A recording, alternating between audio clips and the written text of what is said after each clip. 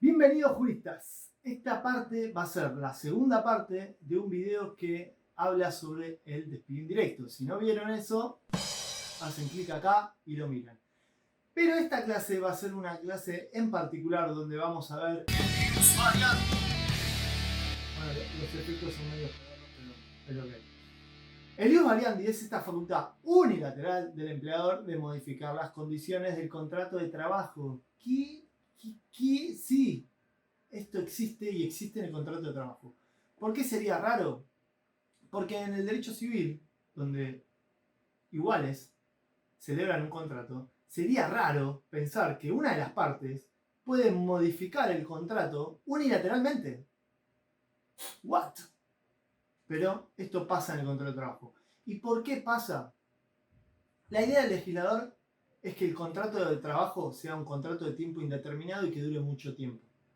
Entonces, al permitir que el empleador modifique unilateralmente algunas condiciones del contrato de trabajo, lo que logra es que ese contrato perdure en el tiempo, convirtiéndolo en más flexible.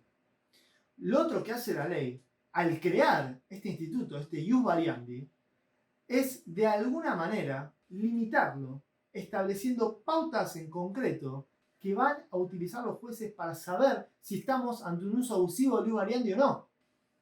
Lo que vamos a ver en este video es, ¿estamos frente a un ius variandi o frente a una novación objetiva? Si es un ius variandi, ¿este ius variandi se está usando de forma legítima o ilegítima? Después, ¿qué puede hacer el trabajador si el ius variandi es ilegítimo? ¿Qué herramientas jurídicas tiene? Y las consecuencias jurídicas de todo esto. Siempre analizando un intercambio telegráfico, viendo cómo se aplica la teoría, el derecho a la práctica. Así que, juristas, empecemos. Primer punto. Una cosa es una novación objetiva del contrato de trabajo y otra cosa es el ius variandi, esta facultad unilateral. Que sea unilateral quiere decir que solo es decisión del empleador en este caso. En cambio, la novación objetiva del contrato de trabajo se produce cuando el empleador y el trabajador se dan la mano, hacen un acuerdo, firman un acuerdo y dicen, bueno, vamos a modificar una condición del contrato de trabajo. En la novación objetiva del contrato de trabajo, lo que estamos analizando es el consentimiento del trabajador y la validez jurídica de ese consentimiento.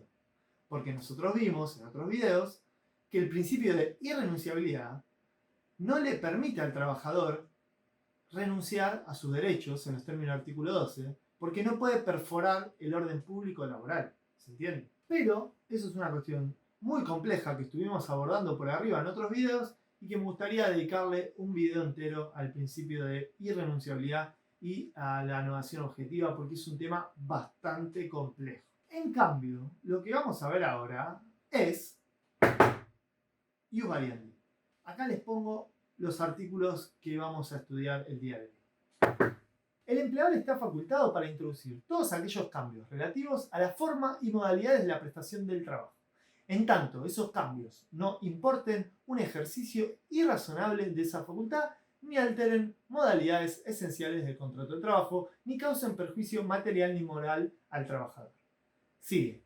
Cuando el empleador disponga medidas vedadas por este artículo del trabajador, le asistirá la posibilidad de optar por considerarse despedido sin causa o accionar persiguiendo el restablecimiento de las condiciones alteradas. En este último supuesto, la acción se sustanciará por el procedimiento sumarísimo, no pudiéndose innovar en las condiciones y modalidades del trabajo, salvo que éstas sean generales para el establecimiento o sección hasta que recaiga sentencia definitiva. Y les sume el plus del artículo 69. Dice, no podrán aplicarse sanciones disciplinarias que constituyan una modificación del contrato de trabajo. Este es un cuadrado ordinario. Oye, despacio, cerebrito. Bueno, está bien. Le vamos a hacer caso al jefe Gorgory y todo esto que dijimos súper rápido no lo vamos a analizar, pero en la práctica, paso por paso. Lo primero que tenemos que establecer es que el artículo 66 nos habla de límites, o sea que no se puede hacer cualquier cosa. El empleador puede modificar unilateralmente el contrato de trabajo, pero no cualquier cosa. Y el primer límite que establece la ley es la razonabilidad. La razonabilidad también la analizamos un poco cuando vimos el primer video, que tenía que ver con la adecuación del medio al fin. El artículo 28 de la Constitución Nacional nos dice: los principios, garantías y derechos reconocidos en los anteriores artículos no podrán ser alterados por leyes que reglamentan su ejercicio.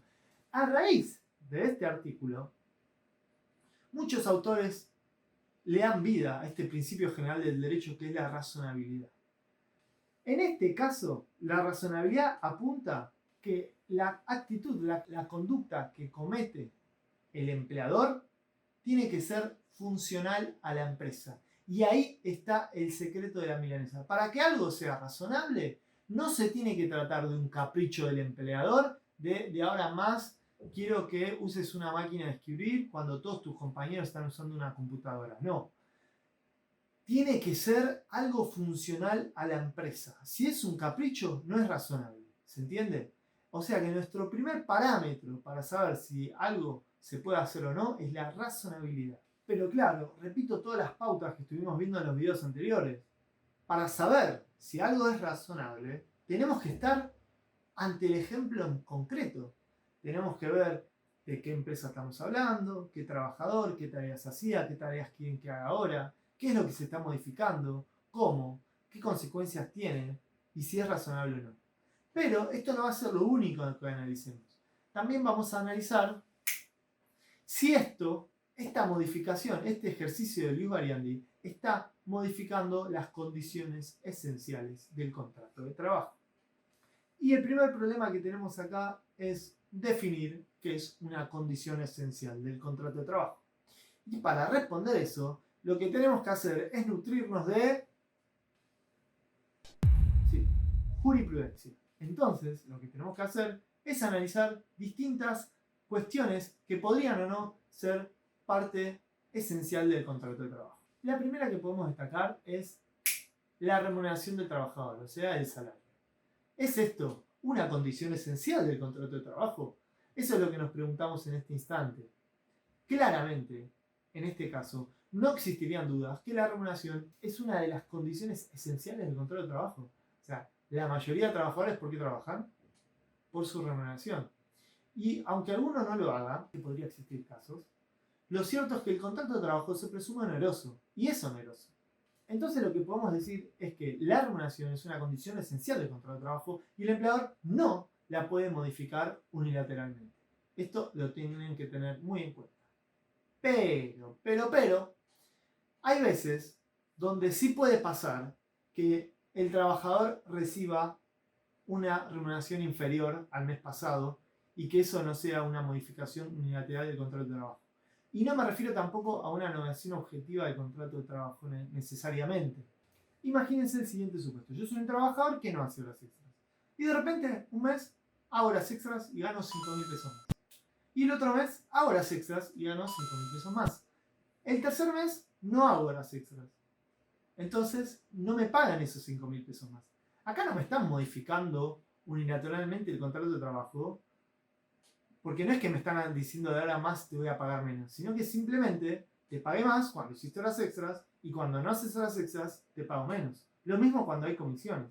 Acá no se trataría de una modificación unilateral del contrato de trabajo. ¿Se entiende? Cuando el trabajador realiza horas extraordinarias se pagan y cuando no las realiza no se pagan. Hago un paréntesis, porque en este supuesto no estamos hablando de fraude. No es que el trabajador venía 5 años enteros haciendo las mismas horas extras y de repente se las quieren sacar y ahí podremos llegar a alegar que hay un fraude o no. No. Acá estoy hablando de un supuesto donde no hay fraude. En ese caso, claramente, si me sacan esas horas extras, no me están modificando el contrato de trabajo. Lo mismo pasa, y lo explica el artículo 78, cuando yo tengo que reemplazar a un superior jerárquico y durante ese interinato voy a cobrar un sueldo más alto. Renuncia el gerente de la empresa donde yo trabajo y me promueven por un mes al cargo de gerente hasta que consiguen otro. Durante ese mes yo voy a ganar como le corresponde ganar a un gerente. Pero después, cuando vuelva a mi puesto anterior, yo voy a volver a mi puesto anterior porque yo estuve ganando de más por una cuestión transitoria. Ahora, repito lo mismo que dije hace unos minutos.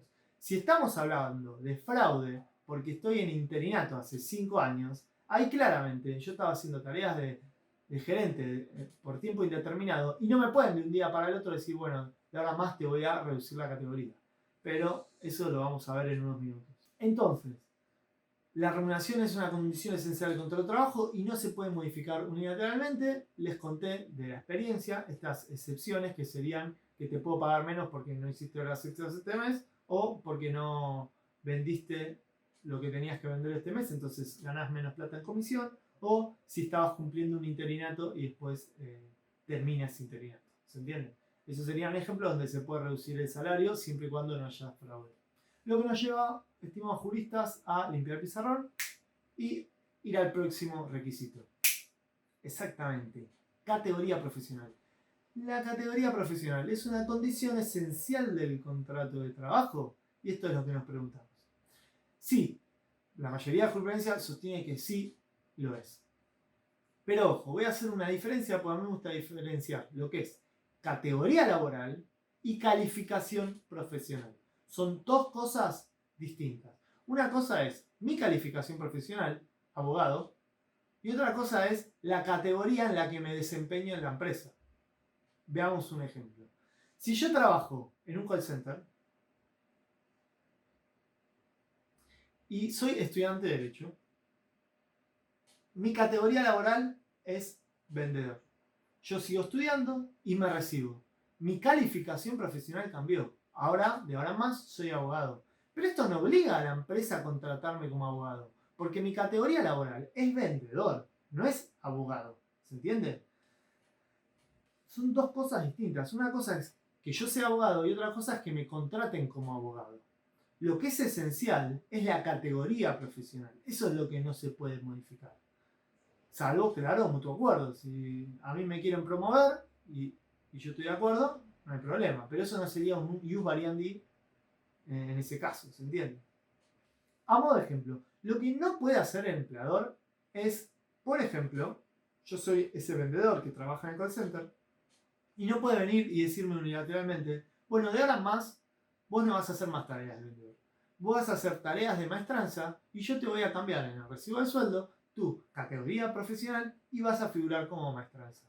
¿Por qué? Porque, bueno, tengo muchos vendedores y tengo poca gente en maestranza, así que de ahora en más vas a tener que limpiar los baños del edificio y ya no vas a ser más vendedor. No, esto no lo puede hacer porque la categoría profesional es una condición esencial del contrato de trabajo. Lo que sí puede hacer el empleador es, dentro de esa categoría, darme distintas tareas. O sea que sí se puede mover, sí puede haber flexibilidad dentro de esa categoría. O sea, si yo estaba vendiendo jabones, me puede decir, bueno, ahora más vos vendés shampoos. O si yo estaba vendiendo por una página, no sé, en particular, ahora tenés que vender desde esta otra. O si estabas haciendo tareas administrativas A, ahora tenés que hacer tareas administrativas B. Todo eso sí se puede hacer. Lo que no se puede hacer es cambiar la categoría del trabajador o pedirle que haga tareas de una categoría distinta. Hago una excepción acá, porque muchas veces pasa en la práctica que las empresas son chicas y en realidad el trabajador termina haciendo tareas de un montón de categorías. No sé, hace tareas administrativas, tareas de vendedor, de recepcionista, de maestranza, todo junto. ¿Por qué? Pues es un negocio chico. Y eso no es que sea ilegal, puede pasar. En la práctica pasa mucho. Lo que dicen la mayoría de convenios colectivos en este caso es que se le tiene que pagar al trabajador la categoría más alta.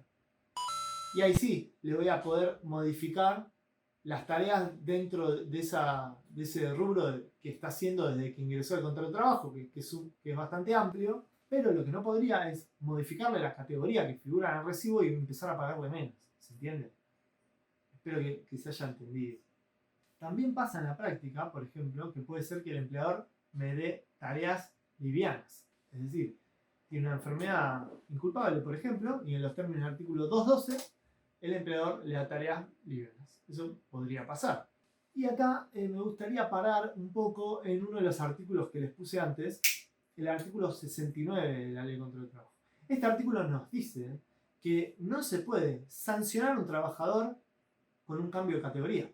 ¿Qué quiere decir esto? Si yo hago las cosas re bien, soy el mejor vendedor de la empresa, me promueven a gerente por tiempo indeterminado. Una vez que yo soy gerente, si a los 2-3 meses ven que estoy haciendo las cosas mal, no pueden sancionarme y hacerme otra vez vendedor. Unilateralmente eso no lo pueden hacer. ¿Se entiende? En los términos del artículo 69 no se puede modificar el contrato de trabajo a través de una sanción disciplinaria. Esto es muy importante que lo tengan en cuenta. Y ustedes pensarán, no, esto es ficción. No, esto pasa en la vida real. Por eso es muy importante que ustedes aprendan estas herramientas jurídicas, las consecuencias jurídicas de estos hechos y estos actos, para poder saber cuáles son las herramientas que tiene el trabajador. Así que si les gusta este tipo de contenido, no se olviden poner la campanita, darle me gusta, los comentarios, todo eso, etcétera, etcétera. Sigamos entonces viendo las condiciones esenciales. Vamos a analizar otro supuesto. La jornada de trabajo. La jornada de trabajo es un elemento esencial del contrato de trabajo y es eso lo que vamos a discutir ahora. Lo que sí tenemos que diferenciar muchas cosas, porque lo que sí es una condición esencial del contrato de trabajo es la duración de la jornada. O sea, si yo trabajo, no sé, 8 horas por día y de repente me dicen, quiero que trabajes 9, eso no se puede hacer. Porque que yo trabaje 8 horas, la duración de esas 8 horas son parte esencial del contrato de trabajo. Esto es lo primero que tenemos que determinar. Lo que sí nos permite, y hay mucha jurisprudencia que lo sostiene, es que hay algo que es accesorio, que es correr la jornada de trabajo. Hay jurisprudencia que admite que yo salga 1 hora después y entre 1 hora después. Eso sí se puede hacer. O que yo entre 1 hora antes y salga 1 hora antes. Siempre y cuando, recuerden el primer requisito, sea funcional para la empresa. Y el tercer requisito que vamos a ver después, pero lo adelanto rápidamente, que no dañe moral ni patrimonialmente al trabajador. Entonces, viendo un poco en profundidad, el artículo 89 de la LST, se los pongo acá, nos dice que el trabajador en circunstancias de fuerza mayor está obligado a prestar horas extraordinarias. Pero lo que estamos viendo acá no es algo de una oportunidad en particular, sino que me están modificando la jornada de trabajo de acá en adelante. Y hay muchas cosas que el empleador no puede hacer unilateralmente ejerciendo luz variandi. Por ejemplo, una cosa que no puede pasar es que le cambien la jornada del trabajador de diurna a nocturna. Recuerden que en los términos del artículo 200 del LST, la jornada nocturna es de las 21 horas hasta las 6 a.m. del día siguiente. Si yo trabajo de día, no me pueden decir un día para el otro, bueno, ahora vos vas a trabajar en el turno noche. Esto, unilateralmente, el empleador no lo puede hacer. Así que, ojo, ¿podría hacerlo firmándole un acuerdo? Sí o no, podría ser, dependería del caso. Claramente, si el trabajador acepta y no reclama, podría pasar en la realidad. Lo otro que estaríamos analizando es si hay un vicio en el consentimiento del trabajador y si esto consistió en una violación del principio de irrenunciabilidad o no. Pero bueno, eso es una discusión para otro día. Lo que sí tenemos que dejar en claro es que este cambio de pasarlo a un trabajador del turno diurno a nocturno, o incluso viceversa, constituye un uso abusivo del ius variandi, porque esto daña al proyecto de vida del trabajador. ¿Se entiende? Claramente modifica una condición esencial del contrato de trabajo, en este caso.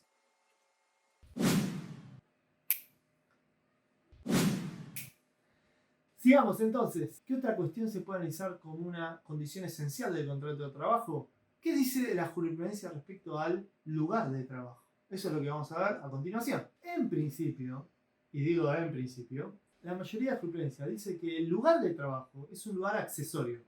O sea que no es una condición esencial del contrato de trabajo. Pero, ojo, porque acá hay muchos matices. Ojo, porque acá hay muchos matices. No es lo mismo decirle al trabajador, bueno, vos trabajás en esta oficina y ahora vas a trabajar en la misma oficina pero en otro escritorio, que decirle al trabajador, vas a trabajar en la oficina de al lado, que decirle al trabajador, vas a trabajar acá 5 cuadras, que decirle al trabajador, vas a trabajar a 20 cuadras, que decirle al trabajador, vas a trabajar a 40 kilómetros, o que decirle al trabajador, vas a trabajar ahora más en Tierra del Fuego. ¿Se entiende? Claramente hay muchos matices y muchas cosas que tenemos que tener en cuenta para analizar el caso en concreto. Recordemos que el cambio en principio, como dijimos antes, tenía que ser razonable, o sea, funcionar a la empresa. Y también recordemos, por otro lado, que el trabajador, el buen trabajador, tiene la obligación en los términos del artículo 62, 63, etcétera, de la Ley contra el Trabajo, a cumplir sus tareas y cumplir la dirección, el control y la organización del empleador. Entonces tiene que hacer lo posible para seguir esta dirección, estas órdenes del empleador, siempre y cuando no lo dañen, no lo perjudiquen. ¿Y cómo lo puede dañar? ¿Cómo lo puede perjudicar, por ejemplo?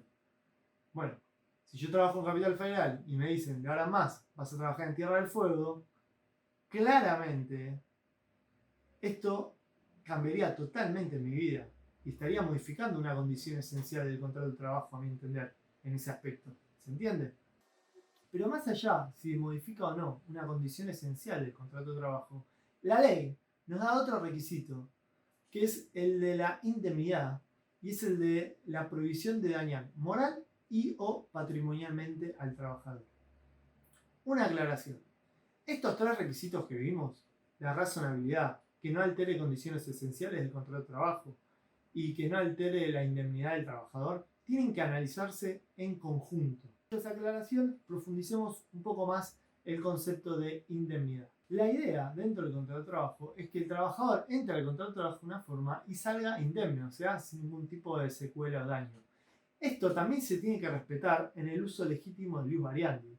El cambio que realiza unilateralmente el empleador no puede modificar moral ni patrimonialmente al trabajador. Y claramente, si me transfieren a Tierra del Fuego, esto me produce un daño.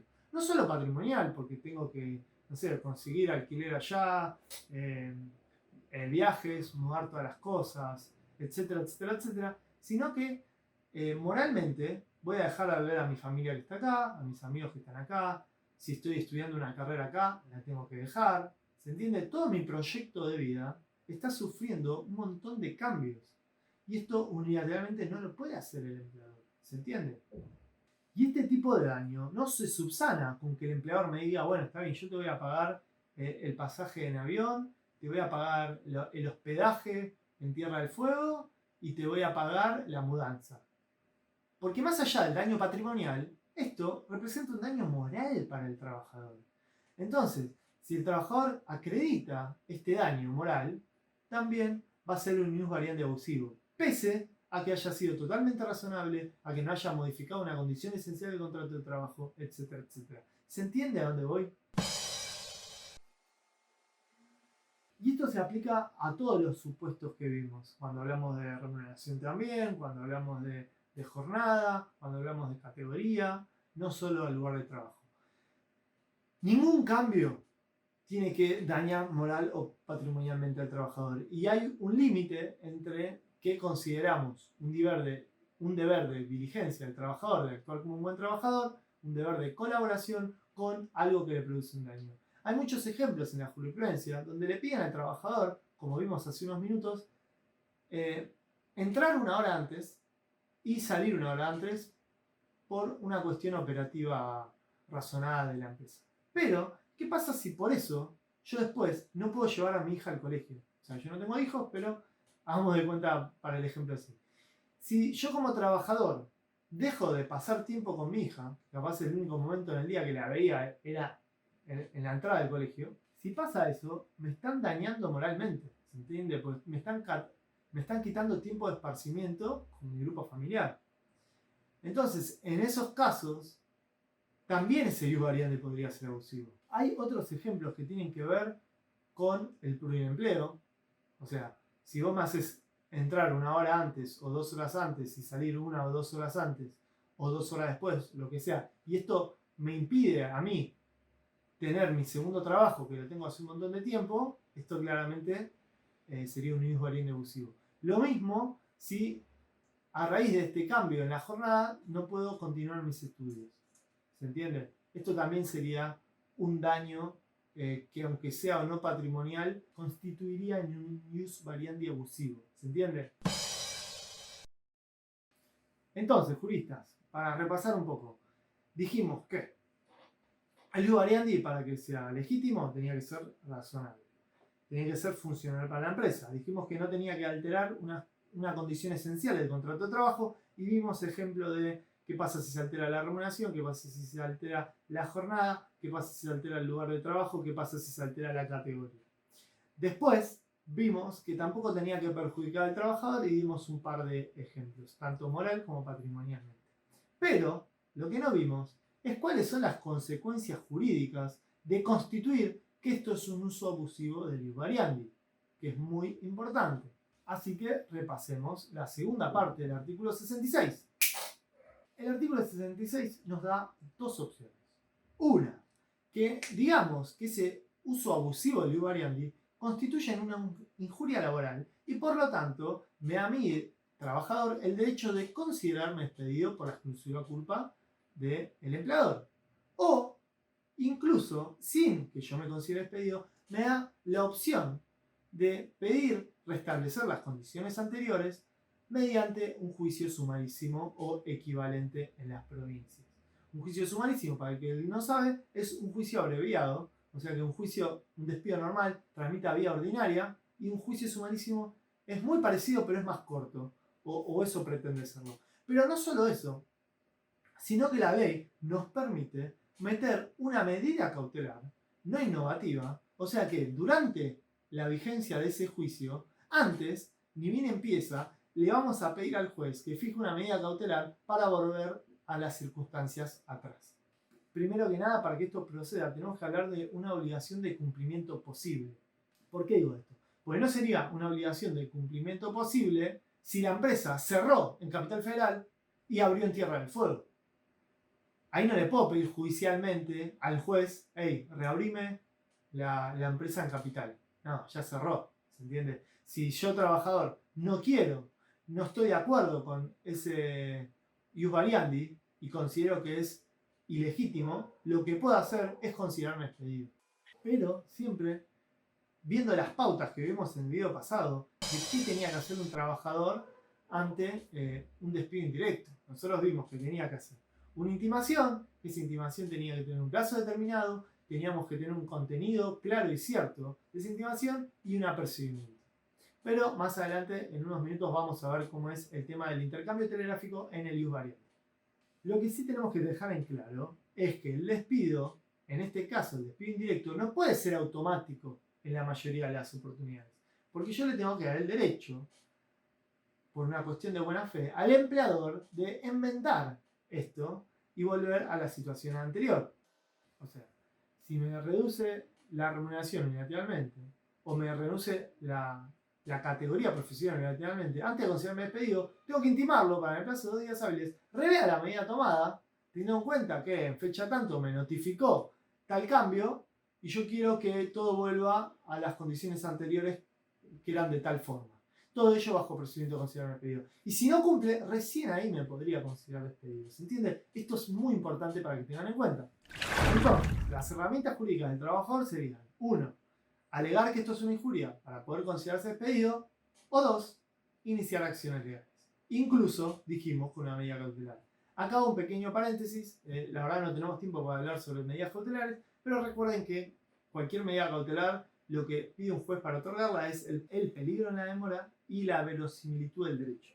En este caso, como es una medida cautelar especial, hay autores que sostienen que no hace falta probar el peligro en la demora y la verosimilitud del derecho porque esta es una medida cautelar especialmente prevista en la ley, en el artículo 66. De todas formas, me gustaría en el futuro alguna vez hacer un video sobre medidas cautelares porque me parece un tema súper práctico y apasionante, sobre todo son casos que veo mucho yo en la práctica, que me toca asesorar muchas veces a delegados y está bueno saber cómo funcionan las medidas cautelares y saber qué tenemos que probar. Lo que sí, deberíamos probar bien el cambio y si podemos probar con alguna información sumaria, algún testigo o algo, la situación sería mucho mejor para nuestro reclamo. Pero tengan en cuenta eso, seguramente lo vamos a ver en el futuro. Recuerden, para poder pedir una medida cautelar de estas características, lo que estamos pidiendo debería ser materialmente posible. No le puedo pedir que la empresa reabra una fábrica que cerró, ¿se entiende? De todas formas, en la práctica lo cierto es que son pocos los casos en que el trabajador reclama judicialmente y no se considera despedido. Pues normalmente el trabajador está bastante frustrado con la relación laboral, con cómo lo están maltratando, porque lo están como obligando a renunciar con un montón de modificaciones que lo mandan de allá para acá, etcétera, etcétera, entonces tenemos que tener en cuenta el caso en concreto. Lo cierto es que en la mayoría de los casos, el trabajador lo que busca es considerarse despedido por exclusiva culpa del empleador. Hay excepciones, como dije antes, por ejemplo, los delegados que quieren conservar su puesto de trabajo porque tienen una conciencia de clase, que luchan por lograr mejores condiciones de contrato de trabajo, ¿se entiende? Pero en muchos otros casos lo que se busca es la extinción del vínculo laboral porque lo que está haciendo el empleador está totalmente mal, ¿se entiende? Yo digo mucho se entiende, pero básicamente si tienen alguna duda, no duden de ponerla abajo. Y si quieren agregar un comentario que no es una duda y lo quieren poner, también, agréguenlo, no hay ningún problema. Algo que me faltó decir sobre el lugar de trabajo. Imagínense el supuesto donde a mí me transfieren a 20 kilómetros de distancia de mi trabajo. Yo trabajo en Capital y me quieren mandar, no sé, a San Isidro o un poco más lejos. Si eso me ocasiona viajar 1 hora y media más, 2 horas más, son 2 horas más de ida, 2 horas menos de vuelta. Más allá que me compensen los viáticos, lo cierto es que esto me puede producir un daño moral muy importante porque estoy perdiendo un montón de tiempo con mi familia, etcétera, etcétera.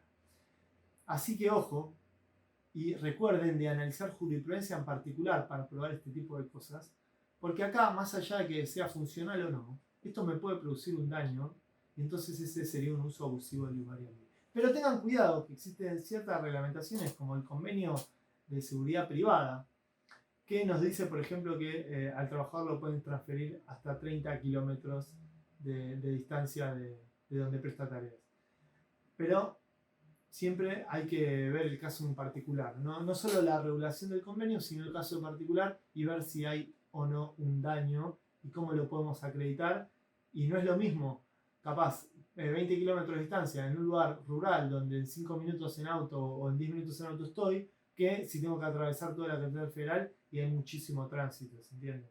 Todos estos datos van a ser importantes para ver si analizamos la injuria y vemos si existe o no un uso abusivo del ius variandi.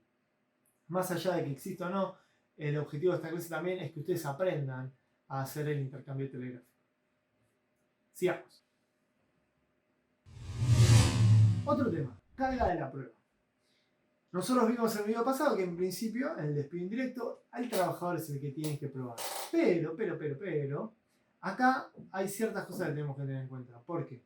Yo como trabajador tengo que probar el daño, claramente, si estoy alegando que esto no me permite continuar con mis estudios, porque me están cambiando el horario y se me está superponiendo. Ahí claramente tengo que probar, no sé, mandar un oficio a la universidad para que diga cuáles son mis horarios. Pero lo que hace a la razonabilidad, a la funcionalidad de esta modificación, le corresponde a la empresa. Así que en esos casos, la empresa va a tener que probar que le es funcional el cambio y el trabajador va a tener que probar el daño. Ustedes saben que el contrato de trabajo es un contrato que tiene una nota de informalidad. Esto quiere decir que el contrato de trabajo no necesariamente tiene que estar escrito. No tiene que figurar un contrato donde firmo yo y firmas vos, sino que cuando el empleador y el trabajador prestan el consentimiento, forman el contrato, aunque no exista nada escrito al respecto. Hago una obviedad, hay ciertos contratos de trabajo que sí requieren la forma escrita, que tiene que ver con el contrato de plazo fijo, el contrato eventual, etcétera, etcétera. ¿Por qué hago esta referencia? Porque muchas veces la comunicación del empleador que modifica las condiciones del contrato de trabajo puede ser verbal, o sea, le dicen al trabajador, che, mirá, de ahora en más tenés que trabajar en tierra de fuego, o se lo pueden notificar por escrito. De todas formas, en el intercambio está bueno que ustedes pongan cómo se está notificando de esto para después poder probarlo más adelante y tener un relato totalmente congruente a lo largo del tiempo. ¿Se entiende? Importante. Recuerden, el contenido de las intimaciones es lo más claro posible. Entonces, juristas, ahora sí pasemos a un modelo de intercambio telegráfico. Dijimos hasta ahora que si hay un uso abusivo del ius variandi, el trabajador puede o intimar para ver si se puede considerar despedido o no, o iniciar acciones legales. Vamos a ver un ejemplo. Por eso, juristas, a continuación vamos a ver algo espectacular. Producciones Hans Monument presentan Los hombres son golpeados por el fútbol.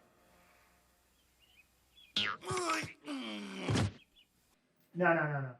Algo espectacular de verdad. Me refiero al intercambio telegráfico. Recuerden, juristas, que acá tenemos que implementar lo que vimos en el video pasado. O sea, no nos tenemos que olvidar que en nuestro telegrama esté la intimación, el plazo, el contenido y el apercibimiento. Todo de forma clara y determinada, claro.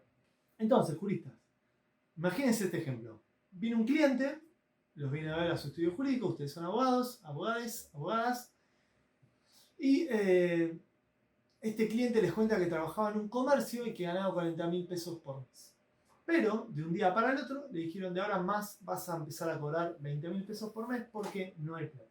O sea, de manera unilateral, el empleador le pagó el último mes 20.000 pesos menos y le cambió todo el recibo de sueldo, todo, y lo hizo todo igual, pero vas a cobrar 20.000 pesos menos. ¿Se entiende el ejemplo?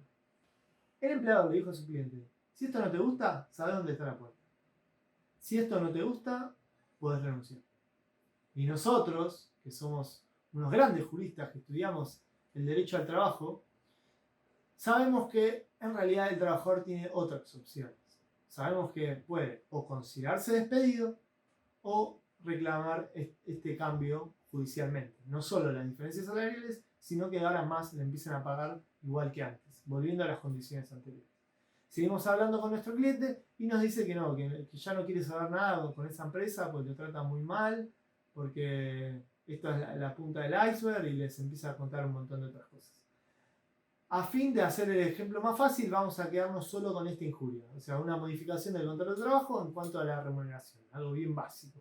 No vamos a meter trabajo no registrado ni un montón de otras cosas que seguramente pasan en la realidad, desgraciadamente, en nuestro país, pero vamos a simplificarlo por una cuestión pedagógica.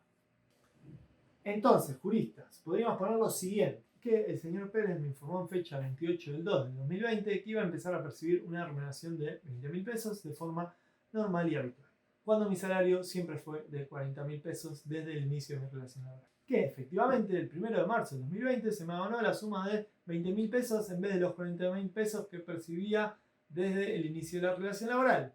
Que dicho cambio constituye un uso abusivo del ius variandi en los términos del artículo 66 de la ley 20.744 por dos razones. Primero, porque constituye un cambio de las condiciones esenciales del contrato de trabajo.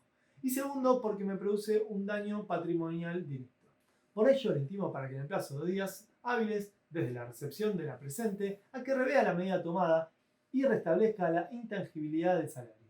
En consecuencia, se le intima del mismo modo para que proceda a abonarme de aquí en adelante la suma de 40.000 pesos en concepto de remuneración mensual normal y habitual, y me abone los 20.000 restantes correspondientes al mes de febrero del 2020, bajo percibimiento de considerarme despedido por su exclusiva culpa. Y al final le dejamos la muletilla que le dejamos siempre en el artículo 57. Se deja constancia que en el caso de silencio configurado al transcurrir 2 días hábiles de la presente intimación, se entenderá conforme al artículo 57 del ST, constituyendo dicho silencio en una negativa. Esto lo explicamos en el video pasado y en el video que hablamos de abandono de trabajo. Acá los juristas que en el caso hicimos de cuenta que el trabajador siempre cobraba lo mismo para que no sea complejo la situación. Entonces, juristas, hagamos el análisis. Lo primero que tenemos que ver es: ¿hicimos una intimación? Sí, no fue una mera sugerencia ni nada. ¿Pusimos un plazo determinado? Sí, 2 días.